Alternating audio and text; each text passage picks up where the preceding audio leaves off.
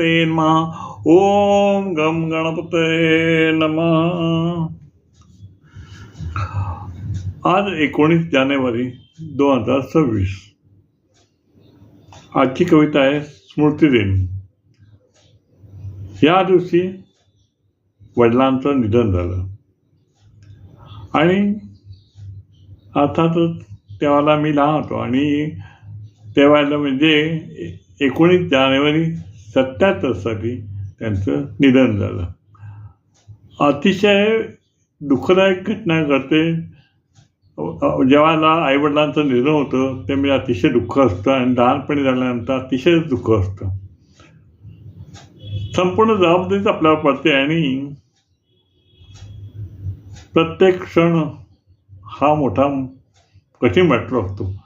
पण त्यांचे जे आशीर्वाद असतात, त्यांचं आपलं काय जे पुण्य असेल, त्यांचा जो आशीर्वाद असेल, तर त्यामुळे आपण पुढील आयुष्य सुखाने जगण्याचा प्रयत्न होतो. पण आजचा दिवस मला आठवला की तो प्रसंग आठवला का मग असं वाटतं खरोखर वडील जर हयात असतील तर आपल्या जीवनात आनंद किती झाला असता. आनंद जीवनातला निघून जातो आणि फक्त राहतात त्यांच्या आठवणी. असं त्याच्या आधारावरच एक माझी कविता, आठवण वडिलांची स्मृतिदिन कविता. आशीर्वादाचा असे हात, आशीर्वादाचा असे हात, यश मिळे सदैव जीवनात, यश मिळे जीवनात सदैव. आई वडील ज्याचे हयात, आई वडील ज्याचे हयात, दुःख जाई मात्र पळत, दुःख जाई मात्र पळत. दुःखात येतो धावत, संकटात करती मदत, दुःखात येती धावत, संकटात करती मदत.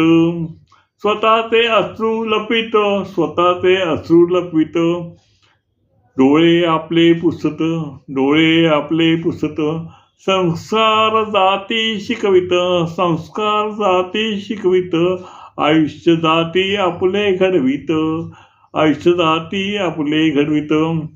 अचानक सोडती आपुला हात, अचानक सोडती आपुला हात, दुःख होते फार हृदयात, दुःख होते फार हृदयात. आठवणी राहती मात्र लक्षात, आठवणी राहती लक्षात. निधन शब्द नको नको कानात, निधन शब्द नको नको कानात. अश्रू आपले डोळ्यात, अश्रू आपले डोळ्यात, आत्म्याला मिळो शांती माझे मुखात. ओम गम गणपतये नमः.